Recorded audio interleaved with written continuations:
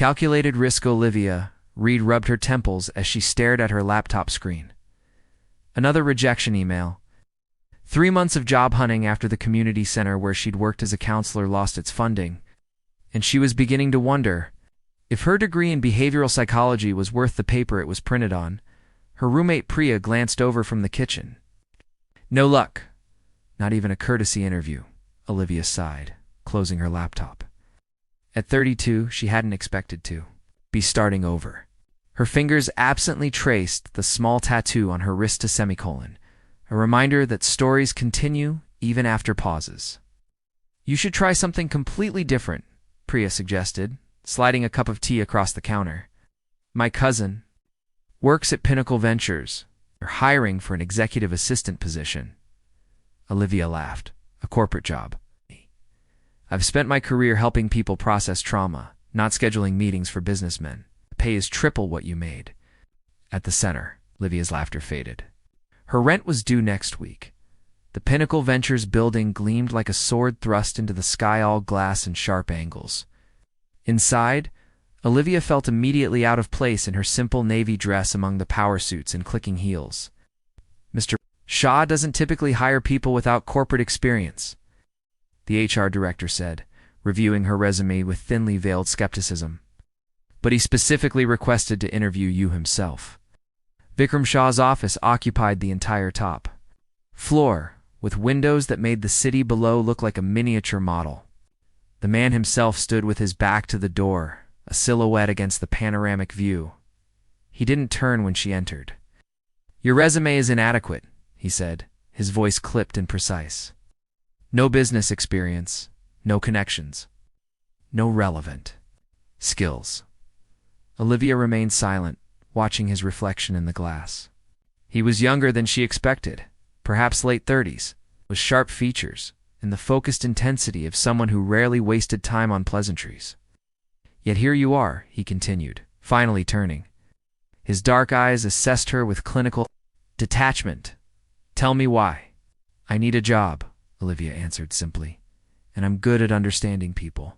Something flickered across his face, surprise perhaps at her honesty. Understanding people is irrelevant in business. Results are what matter. With respect, Mr. Shah, people create the results. His eyebrow arched slightly. An interesting theory. It's one I intend to disprove. It wasn't until later that Olivia learned about the bet. She overheard Vikram's CFO, Daniel Porter, in the break room. You actually hired her? Daniel was saying. I thought the whole hire someone completely unsuitable thing was just to shut Janice up. Janice believes emotional intelligence is critical to business success, Vikram replied. I disagree. This new hire will prove my point. She either adapt to our methods or fail. And if she succeeds, then I'll have proven that anyone can succeed here by following the systems I've built, no emotional coddling required. Olivia stepped away quietly, her chest tight. She was just an experiment-a-human chess piece in some boardroom power play that night. She nearly wrote her resignation letter, but something stopped her. Perhaps it was pride or curiosity, or simply the memory of her empty bank account. Instead, she researched Vikram Shah and Pinnacle Ventures until dawn broke.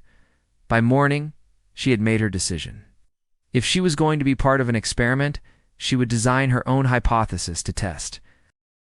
Ripples in Stillwater. Olivia's first month at Pinnacle Ventures unfolded like a careful game of chess. She observed more than she spoke, cataloging the company's rhythms and unwritten rules. Vikram's executive floor operated with military precision and similar levels of fear. Assistants flinched when he approached. Managers rehearsed presentations multiple times before meetings. Everyone checked their watches constantly, terrified of wasting even a minute of the CEO's time. Fired the last assistant for bringing him coffee with whole milk instead of almond, whispered Tanya from accounting when they shared an elevator. The time before that, someone got canned for scheduling a meeting at 3 instead of 3:30. Yet Olivia approached each day with the same quiet composure she'd used with trauma patients. She didn't rush nervously when Vikram barked orders. She didn't apologize profusely for minor oversights. She simply acknowledged, corrected, and moved forward. "You've made an error in this report," Vikram stated one evening, dropping a file on her desk. "I'll fix it," Olivia replied. Meeting his gaze without defensiveness or fear, he lingered, seemingly expecting the stammering excuses his presence typically evoked. When none came, he narrowed his eyes slightly. "Why aren't you afraid of me?" "Ms. Reed, fear doesn't improve performance," she answered. "It just diverts energy to managing the fear itself." She could almost see the calculations running behind his eyes before he turned and walked away without another word. The following week, Olivia noticed Benjamin, a junior analyst, practically vibrating with anxiety before presenting to Vikram. She handed him a glass of water and quietly suggested, "Focus on the data points he values, most efficiency metrics and projected ROI. He responds to specificity." The presentation went smoothly. Afterward, Benjamin stopped by her desk. Ow. "Did you know that would work?" Olivia smiled. "I pay attention." What started as occasional guidance became a quiet pattern. Employees began stopping by Olivia's desk for brief consultations before facing Vikram. She never promised protection from his cutting remarks, merely insights into navigating them effectively. Daniel Porter noticed the change first. The Q3 presentations were actually on schedule, he mentioned to Vikram during their weekly review, and the analytics team submitted their reports 2 days early. "Good. They're finally adhering to expectations," Vikram replied dismissively. "More than that," Daniel pressed. "There's something different about the team dynamics. People seem less terrified." Vikram's jaw tightened. Fear is irrelevant if productivity is increasing. But later that evening, as the office emptied, Vikram observed Olivia from his office doorway. She was helping Eleanor from legal prepare for tomorrow's client meeting, her guidance gentle but specific. When they finished, Eleanor's shoulders had visibly relaxed. "Miss Reed," Vikram called. "A moment." In his office, he studied her with new intensity. "What exactly are you doing with my staff?" "Supporting them to meet your standards," she answered. "I didn't hire you to be a corporate therapist. You hired me to test a theory about emotional intelligence being unnecessary," Olivia replied, surprising him with her directness. "I'm simply doing my job efficiently, which includes optimizing workplace interactions." For perhaps the first time in his professional life, Vikram found himself momentarily speechless. This woman had been aware of his experiment all along, yet had neither confronted him nor resigned in offense. "Why stay if you know you're part of a test?" Olivia considered her words carefully. "Everyone is testing theories about the world. Mr. Shah, you believe business success comes from rigid systems and emotional detachment. I believe differently." "And what do you believe?" he asked, curiosity overriding his usual impatience. "Understanding human behavior creates more sustainable results than controlling it." Their eyes locked in silent challenge until his phone rang, breaking the tension. As Olivia turned to leave, Vikram found himself watching her with an unsettling mix of irritation and intrigue. Something was shifting in his carefully controlled environment, subtle but undeniable, like ripples, spreading across previously still water. That night, instead of reviewing acquisition reports, Vikram found himself researching behavioral psychology. Just to understand his opponent's strategy, he told himself. Nothing more. The weight of unspoken things 3 months into Olivia's tenure at Pinnacle Ventures, the office atmosphere had transformed in ways both measurable and intangible. Productivity reports showed a 17% increase across departments. Sick days decreased. Client satisfaction ratings climbed steadily. Vikram should have been pleased. Instead, he felt increasingly unsettled. The company was performing better than ever, but not according to his playbook. Employees still respected his authority, but the paralyzing fear had been replaced by something closer to motivated focus. The board is impressed with this quarter's numbers. Janice Chen, the board member who had initially challenged Vikram about emotional intelligence, remarked after their monthly meeting. Her knowing smile made his jaw clench. "Your new assistant has had quite an impact." "The systems I've implemented are working as designed," he replied stiffly. "Of course," Janice nodded, unconvinced. "Oh, I notice you haven't fired her yet." It's unusual for you. The observation lingered uncomfortably as Vikram returned to his office. He found Olivia at her desk, composing an email with the same quiet concentration she brought to everything. "Working late again, Ms. Reed." She looked up, offering that slight smile that never seemed forced or false. "Just finalizing the Singapore proposal. I noticed some discrepancies in the market research that might interest you." Without invitation, she walked him through her findings, potential cultural barriers the expansion team had overlooked. Her observations were incisive, drawing connections between disparate data points that others had missed. "Where did you learn to analyze market patterns?" he asked, genuinely curious.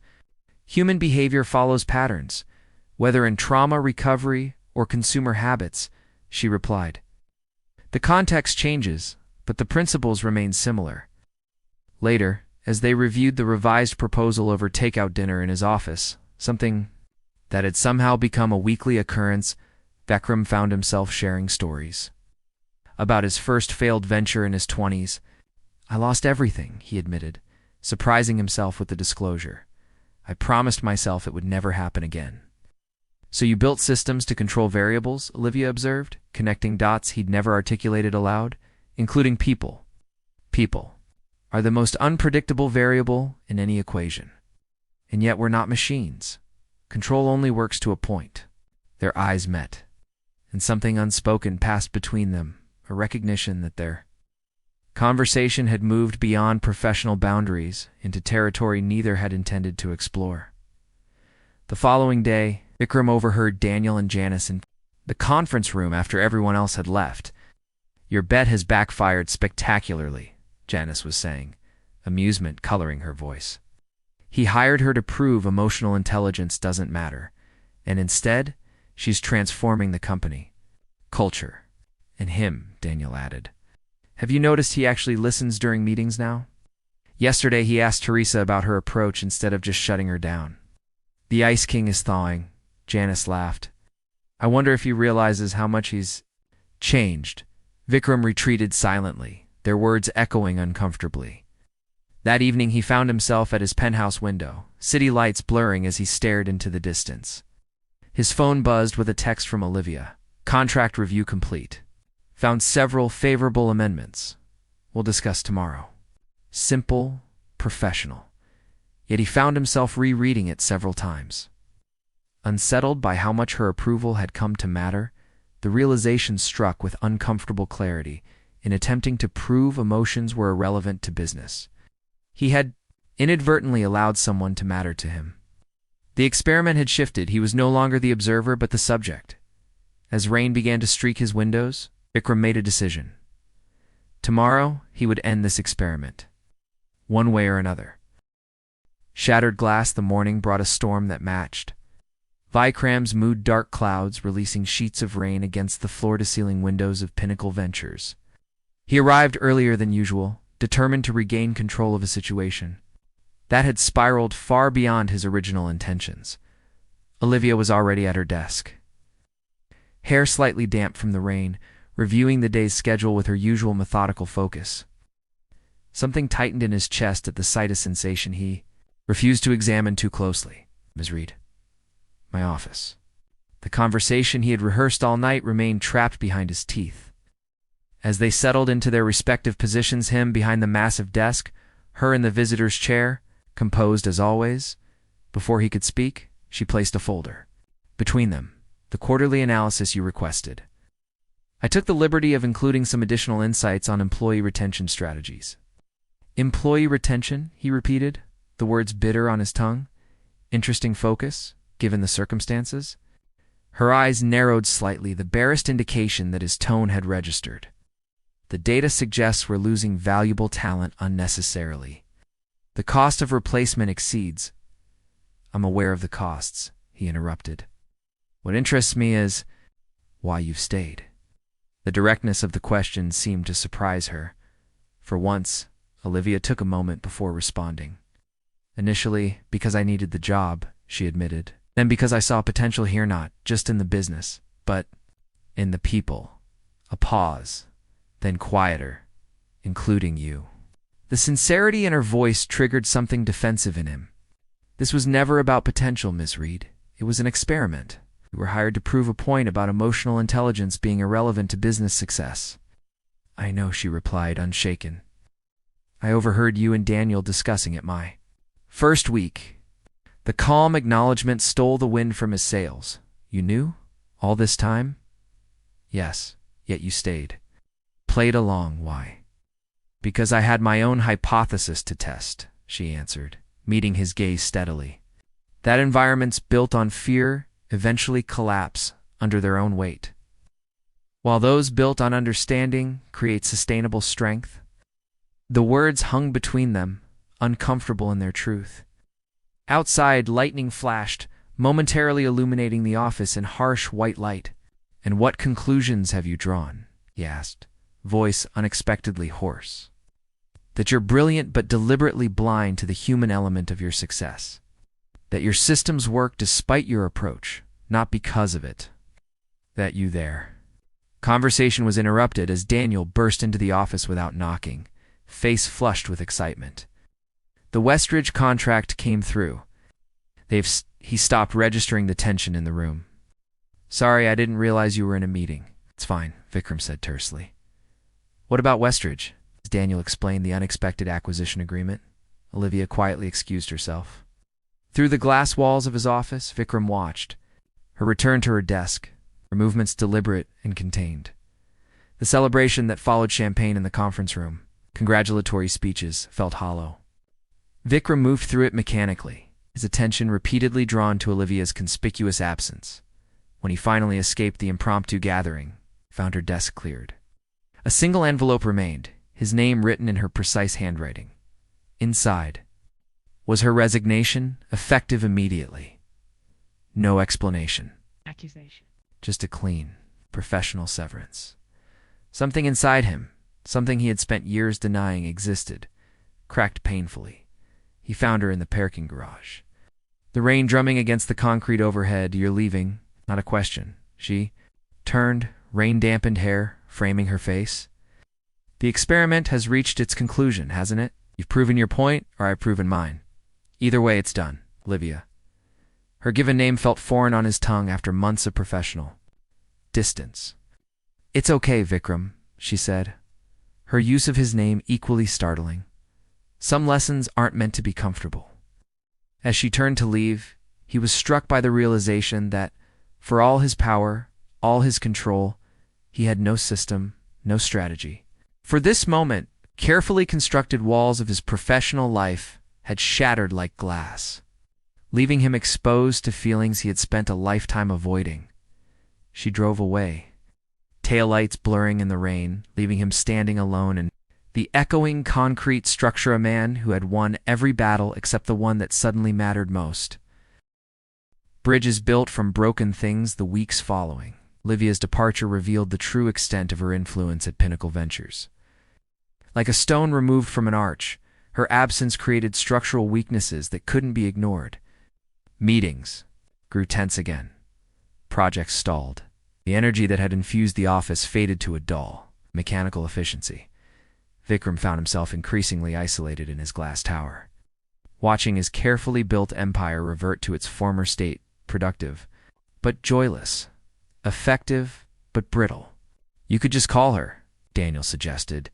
During their third consecutive late-night reviewing reports that should have been straightforward, Vikram didn't respond.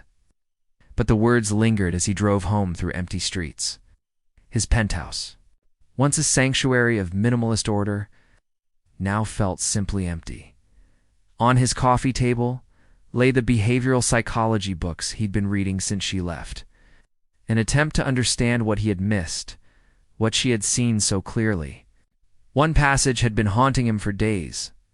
The greatest fallacy in leadership is believing that control equals strength. True strength lies in creating environments where others can flourish without fear. The next morning, Vikram did something unprecedented in Pinnacle's history. He called an all-hands meeting with no agenda beyond listening.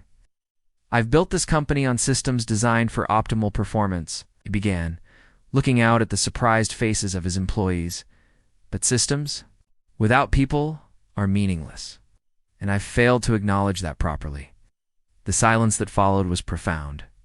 Over the next few weeks, I want to hear your ideas, your concerns, your visions for what Pinnacle could be, not just what I've dictated it should be. The transformation began slowly, suspicious looks, gradually giving way to cautious suggestions, then to genuine collaboration. Vikram dismantled his glass-walled office, moving to a more accessible space, implemented flexible work hours. He learned names, histories, aspirations. 6 months after Olivia's departure, Pinnacle Ventures had become something new, a company still driven by excellence but fueled by engagement rather than fear. It was Janice who finally said what others had been thinking during a board meeting. "You've proven her right, you know. Your company is thriving because you finally embraced the human element." "This isn't about winning or losing anymore," Vikram replied, surprising himself with the truth of it. That evening, he found himself outside a small community center across town, the New Beginnings Counseling Center, where Olivia had taken a position as director after leaving Pinnacle. She was locking up when he approached, her surprise evident when she recognized him. "Vikram, I wanted to thank you," he said simply, "and to show you something." He handed her a tablet with Pinnacle's new mission statement, displayed a philosophy that balanced systems with support, excellence with empathy. Below it was a new initiative, a partnership program offering business resources to community organizations like hers. "You've been busy," she observed, a small smile playing at her lips. "I had an excellent teacher." They walked together in the fading light, the silence between them comfortable now rather than charged with unspoken challenges. "I was wrong," Vikram finally said. "About business. About people." A pause. "About you. And I misjudged you," Olivia admitted. "I thought you couldn't change. I thought I didn't need to." Stopped, turning to face her. "I've built my life on the belief that vulnerability is weakness. You showed me it's actually the foundation of strength." The evening air carried the scent of rain-washed streets and new possibilities. Neither rushed to fill the silence that followed, a testament to how far they'd come from those first tense encounters. "Would you consider consulting for Pinnacle?" Vikram asked eventually. "We're rebuilding our corporate culture. Could use your expertise." "Consulting only?" Olivia asked, eyebrow raised slightly. "For now," he replied, a smile, genuine, unguarded, transforming his face. "I think we both have more to learn about building things that last." As they continued walking, their conversation turning to possibilities neither had imagined months before. The city lights reflected in puddles from the afternoon rain, broken fragments reassembling into something new, something stronger than what had been shattered. At Pinnacle Ventures, the experiment had ended. But the real work, the work of connecting systems with souls, efficiency with humanity, was just beginning.